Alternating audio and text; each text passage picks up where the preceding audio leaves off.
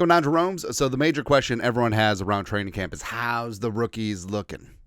Now, we could do the normal thing, which we've done before, is like, looking good, incomplete, TBD, all that stuff. But we're going to do superlatives. So superlatives, just adjectives describing how the player is doing. Now,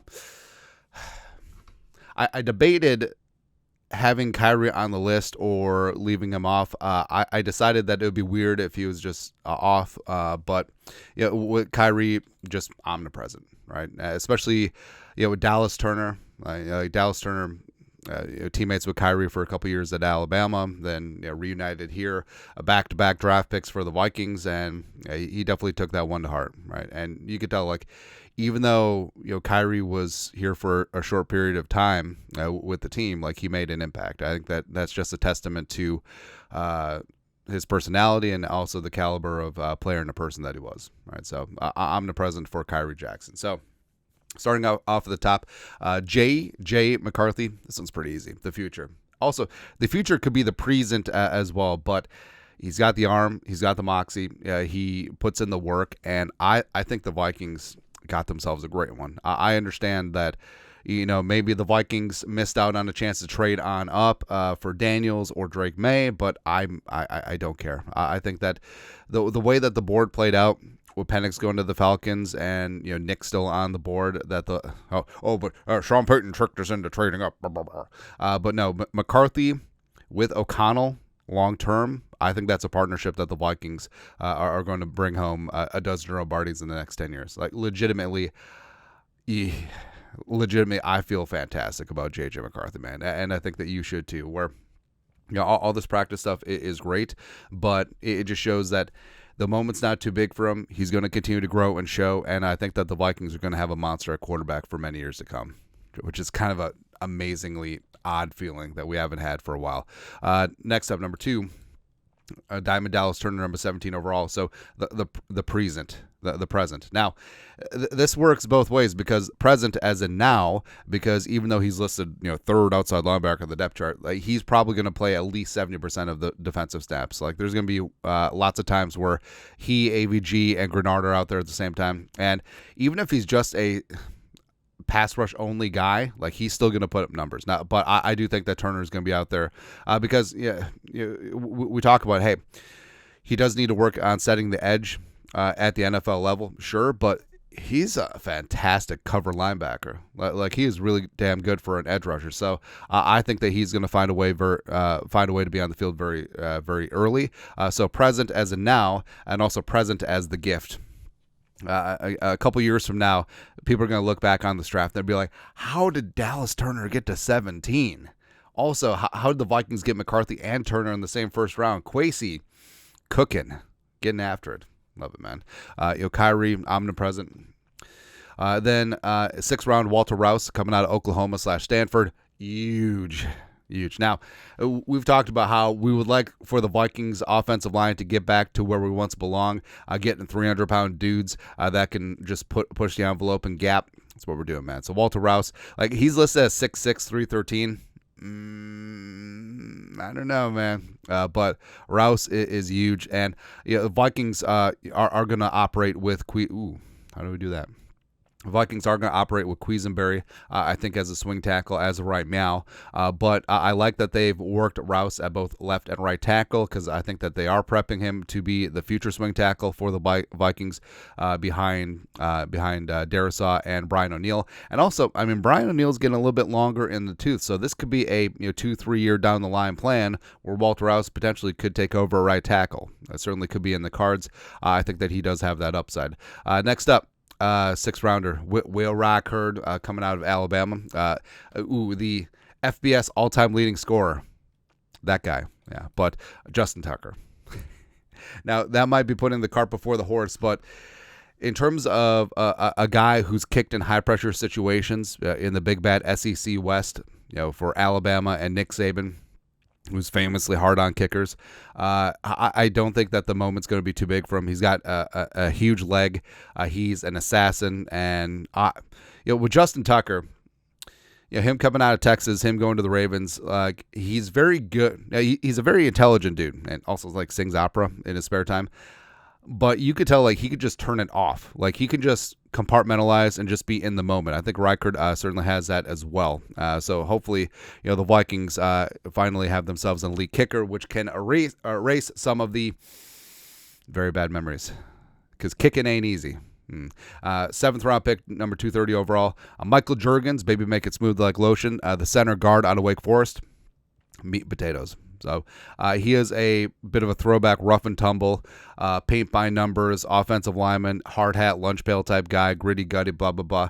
And Jurgens, so he's got guard capability, was a All-American guard at Wake Forest last year, one of PFF's highest rated guards as well.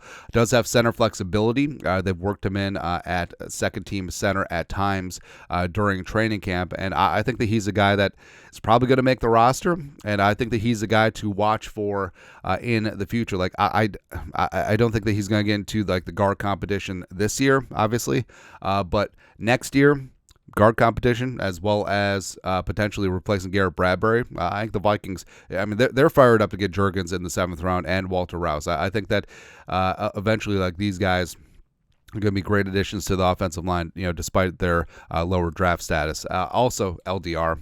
High motor lunch pail. That's right. All the cliches and superlatives, like he brings it. We're heart and hustle, whirling dervish of energy, and there's a reason why he's been getting some significant run with the twos and a little bit with the ones as well. Is that, hey, when you run 5 down linemen, you got that 3 tech out there. You need some Levi Drake Rodriguez out there. You just need it, man. So I'm really looking forward to his future. I think that he's a lock to make the 53, and he's one of the guys like I'm really fired up to see in preseason. Levi Drake Rodriguez. Then a handful of the key UDFAs. Gabriel Murphy. I think that he's going to surprise people. I think that even though the Vikings go 5 deep at edge rusher with AVG, Grenard, Turner, Patrick Jones having himself a great camp, as well as Gabe Murphy, I think that Murphy is going to get on the field a little bit more than you think. And he's also a guy that's going to do wonders in preseason, but also I think that he's a dude that could contribute on some sub packages during the regular season as well. Like there will be, he's gotten some first team rotational reps with the first team defense NASCAR package. So pure passing situations. And Murphy, student of the game, he's a technician of the position, and I think that the league is going to realize that they done effed up. Or I'm not saying that he's going to be Ivan Pace Jr. right away in terms of impact of a UDFA rookie, but it's going to come sooner rather than later. Next up, Dwight McLaughlin. Technique and learning. So the thing about Dwight is that he didn't check all the boxes physically in terms of what the league is looking for cornerback. He's a little bit slower, blah, blah, blah, but Duke can just bring it and plays with pure technique, plays at a mature high level. Like you've seen clips of him, actually baiting Sam Darnold into throwing where he wanted him to. And McLaughlin, I think that he's probably going to be a 53-man lock, and I think that he's going to be a guy that eventually could work his way up into the starting lineup or rotation at minimum. Also, I love that he's putting in time after practice, working with Byron Murphy Jr., just trying to get better every single day. And that's something that stands out too, because effort doesn't cost anything, right? And you see and you hear about J.J. McCarthy talking to Justin Jefferson and Brian Flores and Kevin O'Connell and McCown, like every single day, just trying to find ways to get better. Dallas Turner, talking with Mike Pettin. He's glued to Mike Pettin's hip at practice. Pettin, assistant head coach, as well as he's coaching the edge rushers this year. Plus Turner and Darisaw getting together and exchanging notes and stuff. McLaughlin staying after practice, getting some work in. It's great. These guys want to get better, and even once they're good, they want to become elite. Once they're elite, they want to stay elite. It's going to be great. Deshaun Jones, consistently there. So over the last week or so, Deshaun Jones has really risen up. Started out camp sort of whatever, but you see him on the receiving end of some J.J. McCarthy red zone touchdowns, and you see him making a play or two every single day, and for good reason. I mean, Deshaun, they paid $225,000 as a UDFA out of Maryland. That's some big-time UDFA money, same as Gabriel Murphy, so they obviously see a future with him there, and he's showing up and showing out. Lastly, so Owen Porter, the pride of Marshall. If only we've had a good player from Marshall before.